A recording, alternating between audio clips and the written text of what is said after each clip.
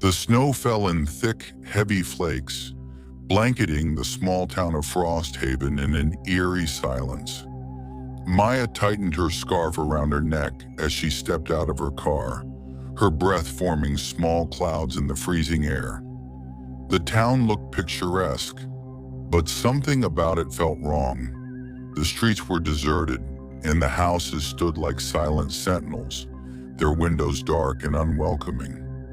She had been invited here by an anonymous letter, promising a story that would make her career as a journalist.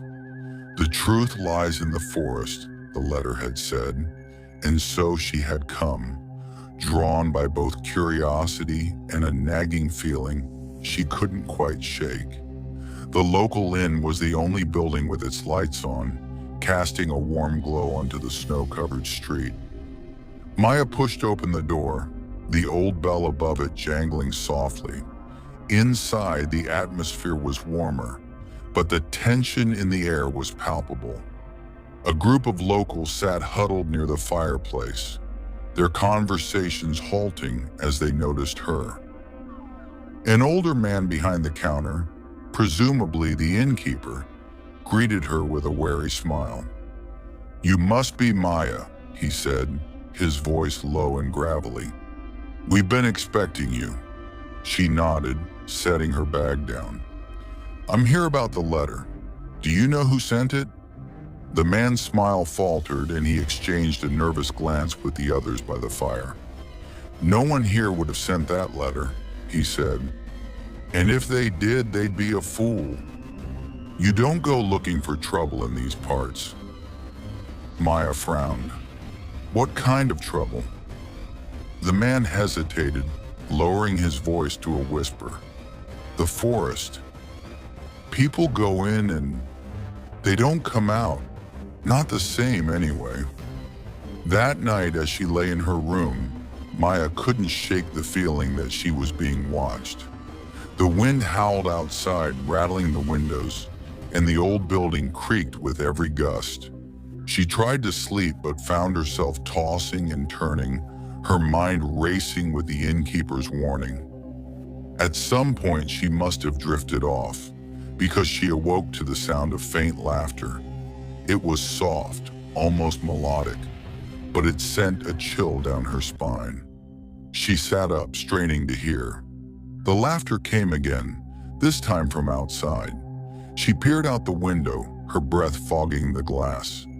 The street below was empty, but in the distance near the edge of the forest, she saw a figure standing in the snow.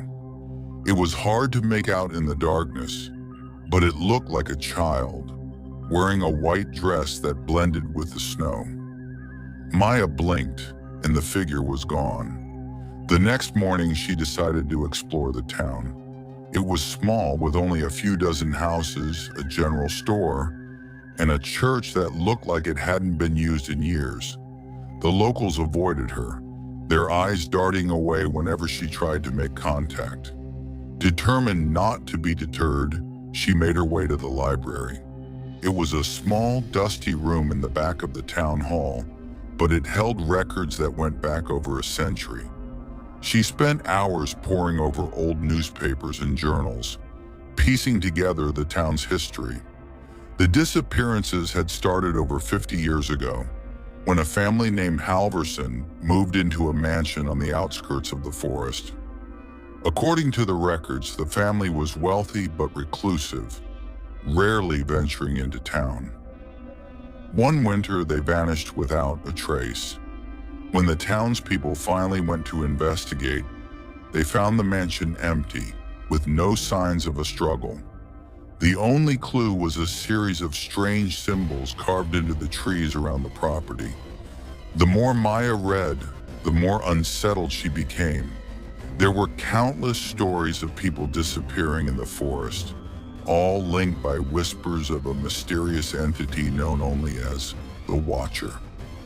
That evening, as the sun dipped below the horizon, Maya decided to visit the mansion. She packed a flashlight, a notebook, and a camera, her instincts as a journalist driving her forward despite her fear. The forest was eerily quiet. the only sound the crunch of her boots on the snow. The trees seemed to close in around her, their branches twisted into grotesque shapes. She felt like she was being watched, but every time she turned around, there was nothing there. Finally, she reached the mansion. It was a hulking structure, its windows shattered and its roof sagging under the weight of decades of neglect. The front door creaked open as she pushed it, revealing a dark, frozen interior. Inside, it was as if time had stopped. Furniture lay covered in a thick layer of dust, and the air was bitterly cold. She shone her flashlight around, her breath visible in the frigid air. As she explored, she found strange symbols etched into the walls, similar to the ones described in the records. They seemed to pulse in the dim light, as if alive. She took pictures, her hands shaking. Then she heard it, the laughter. It was louder this time, echoing through the empty halls. Her flashlight flickered, and she felt a cold breeze brush past her. "Maya!" She froze. The voice was soft, barely more than a whisper, but it was unmistakable. Someone had said her name. She turned, her flashlight illuminating the empty hallway behind her. "Who's there?" she called, her voice trembling. The only response was the sound of footsteps coming from upstairs. Maya hesitated, her heart pounding in her chest. Every rational part of her screamed to leave, but her curiosity and her determination as a journalist pushed her forward. She tightened her grip on the flashlight and slowly climbed the creaking staircase, each step echoing in the eerie silence. The second floor was colder, the air thick with an oppressive presence. A faint trail of snow led down the hallway, as if someone or something had been walking barefoot. The trail ended at a door at the end of the corridor, slightly ajar. As she approached, the faint sound of a music box drifted through the crack in the door. Maya pushed it open cautiously, revealing a child's bedroom. The walls were covered in faded wallpaper, and a small bed sat in the corner, perfectly made as if waiting for its occupant to return. On the dresser sat the source of the music, a small, intricately carved music box, its lid open and its melody hauntingly familiar. Maya stepped closer, her breath catching as she noticed a diary lying beside the box. The cover was worn, the name Lydia Halverson etched into the leather.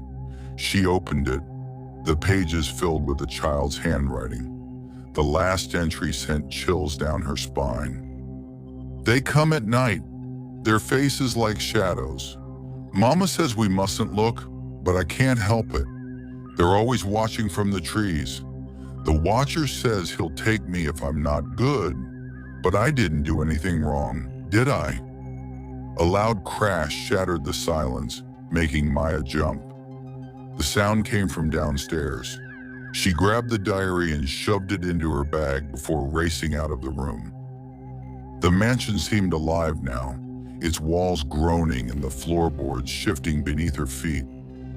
Shadows danced in the corners of her vision, vanishing whenever she turned to look. She reached the bottom of the stairs, her flashlight beam flickering erratically. The front door, her only escape, was now wide open. Snow blew in, swirling around the entryway. She moved cautiously toward it, but before she could reach it, the door slammed shut with a deafening bang. "Maya!" The voice came again, louder this time. She spun around, her flashlight landing on a figure standing in the hallway. It was a woman, her face pale and gaunt, her eyes hollow. She was dressed in an old-fashioned gown, its fabric tattered and covered in frost. "Leave this place," the woman said, her voice echoing unnaturally. "He sees you now." Who? Who sees me? Maya demanded, her voice trembling. But the woman didn't answer. Instead, she raised a bony hand and pointed toward the window.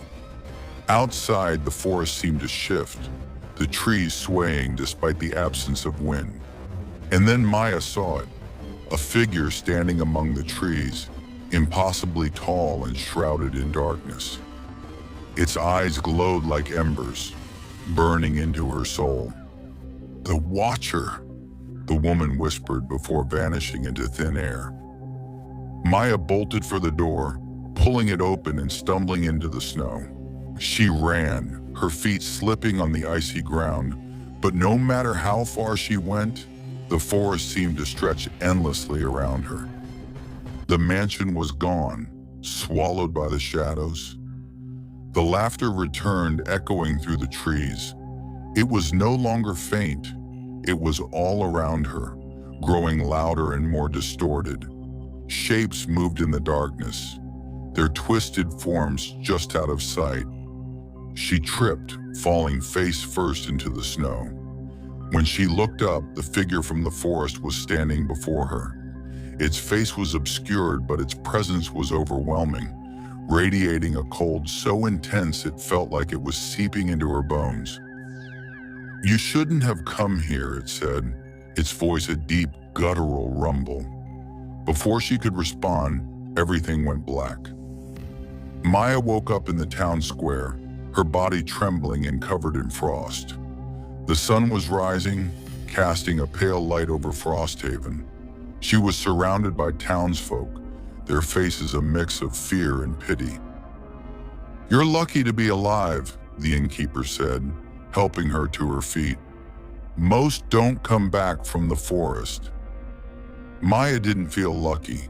She felt haunted, her mind replaying the events of the night. She still had the diary, the only proof of what she had experienced. But as she opened it, the pages were blank. The writing vanished as if it had never been there. As she drove away from Frosthaven, she couldn't shake the feeling that she was being watched. In her rearview mirror, the silhouette of the forest loomed, the trees swaying gently in the wind. And in the distance, at the edge of the woods, she saw him, the Watcher, standing motionless, his glowing eyes fixed on her. She knew she had escaped, but she also knew she would never truly be free.